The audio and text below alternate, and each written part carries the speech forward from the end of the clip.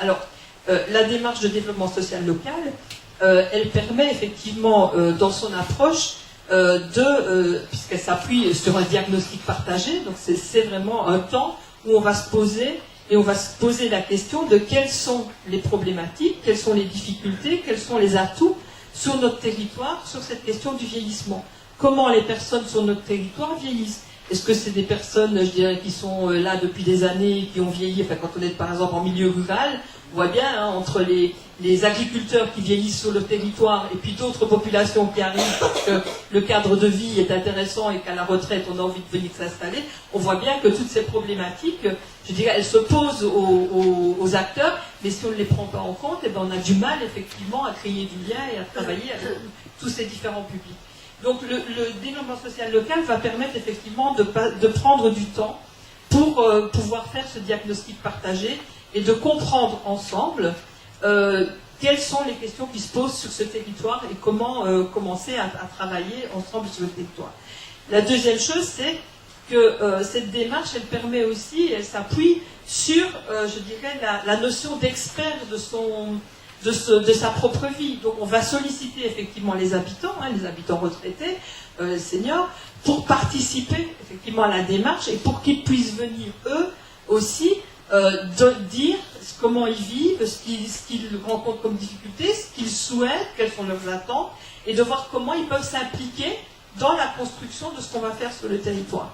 Et donc là, on rejoint la notion de senior, richesse pour le territoire. Alors, ça peut être effectivement, je dirais, dans ce diagnostic, de dégager des axes qui vont être des actions pour accompagner à la qualité de vie des personnes, mais ça peut être aussi des actions pour permettre à des retraités de s'impliquer, de devenir bénévoles ou de porter des actions. Donc c'est quelque chose de très large et qui va permettre, je dirais, à chacun, en fonction de son souhait, de pouvoir faire des parcours entre la personne qui va être sollicitée parce qu'on va venir lui recueillir sa parole et puis l'amener à participer à la réflexion et puis peut-être prendre en charge. On voit bien que voilà, ce sont des parcours qui peuvent être faits et en même temps, ce temps de diagnostic permet aussi, je dirais, aux personnes de petit à petit s'approprier, je dirais, les démarches et trouver leur place à leur rythme dans une dynamique.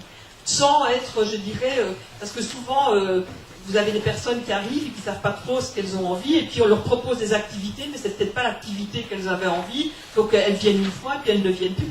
Alors que là, on est plus dans quelque chose qui va se construire avec les personnes, et qui va permettre à chacun de trouver sa place.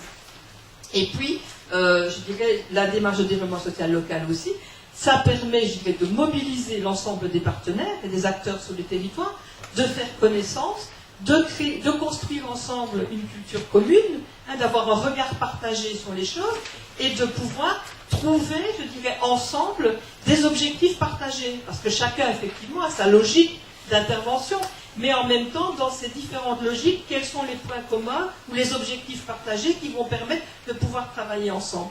Et quand, si on revient à ce qu'on disait tout à l'heure, des enjeux du vieillissement, c'est bien de prendre ces questions-là dans toute la complexité. Donc ça veut dire qu'on a besoin des compétences autour de la table pour pouvoir construire des projets qui soient réellement une réponse adaptée aux problématiques qu'on a identifiées et des problématiques qui sont locales parce que c'est ce que les gens vivent au quotidien sur leur territoire.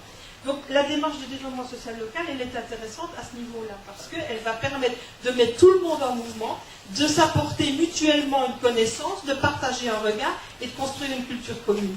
Et par exemple, je vais prendre juste un exemple de Mona Lisa, justement, puisque c'est un petit peu dans la démarche qu'elle fait. On voit bien la difficulté aujourd'hui des équipes, des partenaires qui se retrouvent autour de la table, pour avoir une culture partagée sur l'isolement. Je dis, suivant que vous êtes un service de maintien à domicile, un service de soins infirmiers à domicile, les petits frères des pauvres, le centre social, vous n'avez pas la même définition de l'isolement et de la fragilité. Et si on ne construit pas une culture commune, un regard partagé, ça ne veut pas dire que les uns abandonnent le regard, mais c'est qu'on construit la complexité de ce qu'est les collaborations et les partenariats ont du mal à se construire. Et donc mobiliser après des bénévoles pour venir faire constituer les réseaux, c'est compliqué puisqu'on ne parle pas de la même chose. Donc c'est important effectivement dans cette démarche d'avoir ce temps de diagnostic pour construire cette connaissance de son territoire, la culture commune et mobiliser les habitants à être acteurs avec nous. Donc ça, c'est vraiment, je dirais, une chose importante. Alors ça veut dire quoi? Ben, ça veut dire, oui, qu'on sort effectivement de l'activité qu'on va mettre en place, le jeu de cartes, je ne critique pas, mais je dis il faut aller plus loin. Si on veut répondre effectivement à cette question de l'utilité sociale, de pouvoir de participer avec d'autres, c'est pas, enfin, je veux dire, l'activité en tant que telle, elle n'est pas suffisante. Elle peut être un levier pour permettre à des personnes de venir, mais après, comment on travaille tout ça à travers ce diagnostic pour aller vers des projets. Donc c'est vraiment passer de l'activité au projet. Et ça, effectivement, la démarche de développement social local, elle s'inscrit vraiment là-dedans. Et donc, ça veut dire, que pour arriver à ça, ça demande effectivement du temps. Les dynamiques, suivant sur quel territoire on se trouve. Alors si on est sur des territoires où les acteurs ont l'habitude de travailler ensemble, ça peut aller relativement rapidement. S'il y a des tensions entre les acteurs, il faut effectivement prendre en compte ces tensions et de voir comment on construit quand même et quelle stratégie on mène pour mettre tout le monde autour de la table. Et puis en milieu rural, parfois, c'est le manque justement de ressources qui va complexifier les choses et qui va demander plus de temps pour identifier les personnes pour pouvoir travailler ensemble. Donc l'accompagnement dans l'objectif effectivement que les habitants et les seniors soient partie prenante des actions que l'on va mener. Et donc ça, si on n'a pas du temps, si ça ne s'inscrit pas dans le temps, en général, je veux dire, c'est très difficile effectivement de le faire monter. Et souvent, on va être dans l'action, et une fois que l'action est terminée, tout se termine. Donc c'est vrai que l'idée, c'est vraiment de continuer à créer des dynamiques sur les territoires qui vont permettre effectivement d'accompagner ce vieillissement et de faire évoluer effectivement les réponses en fonction des réalités locales. Alors, le rôle du centre social, pourquoi le centre social est un acteur, je dirais, important dans la démarche? Mais quand on regarde sur certains territoires, le centre social est... Alors, en milieu rural, c'est pas toujours vrai, parce que même ça dépend un petit peu des situations. Mais globalement, en tout cas, le centre social est encore un des rares, je dirais, acteurs qui a une structure qui est visible et ancrée sur un territoire. Donc c'est vrai que le centre social dans un quartier peut être effectivement le point de repère. Ça ne veut pas dire que les seniors ont compris que le centre social pouvait leur apporter des réponses. Après, c'est aussi le regard et les représentations que les populations ont sur les missions du centre social. Mais en tout cas, il est présent sur le territoire et il est en capacité effectivement d'accueillir les personnes qui sont, comme tout à l'heure, la dame qui arrive. Là, elle n'était pas dans un contexte favorable, mais la dame qui arrive, elle se pose une question, au centre social, elle peut effectivement trouver un accueil où elle va pouvoir poser sa question, ou en tout cas, elle va, même si on ne peut pas lui apporter la réponse, il va y avoir le relais. Donc on voit bien que ça, c'est quelque chose d'important aujourd'hui pour les retraités, parce que ce point d'ancrage va permettre à un moment donné, à travers le bouche à oreille aussi, de pouvoir se dire à un moment donné, on va aller là. J'étais hier avec un groupe de retraités sur un territoire en région parisienne et par exemple la difficulté qu'ils disaient, la difficulté pour eux de savoir ce qui se passe sur le territoire, c'est que finalement il y a plein de guichets où on peut aller puis on ne sait plus où aller et puis finalement suivant où on va, on n'a pas toujours les mêmes informations. Donc c'est vrai que sous cette question, cet accueil dans le quotidien est vraiment important. Puis il y a la question effectivement de l'animation globale. Je laisserai effectivement d'autres en parler. Et puis, le fait aussi, qui est un atout fort, et qui est un des rares, je dirais, équipements qui le fait, c'est que le centre social accueille toutes les générations. Et ça, c'est aussi un point, je dirais, important, parce que, comme j'ai dit tout à l'heure, la génération des baby-boomers ne veut surtout pas vivre, et en tout cas bénéficier uniquement de ce que les parents ont pu bénéficier. Ils veulent des choses beaucoup plus ouvertes, beaucoup plus inscrites dans les générations. Et ils le disent, nous on veut rester dans le coup. Et rester dans le coup, c'est rester en contact avec toutes les générations. Autour, par exemple, du numérique, parce que moi je me rappelle, ça fait quand même 20 ans que je travaille sur le secteur Gémonto. Il y a 10 ans d'ici, plein de spécialistes disaient « Oh mais le numérique, surtout pas pour les vieux, ça ne les intéresse pas ».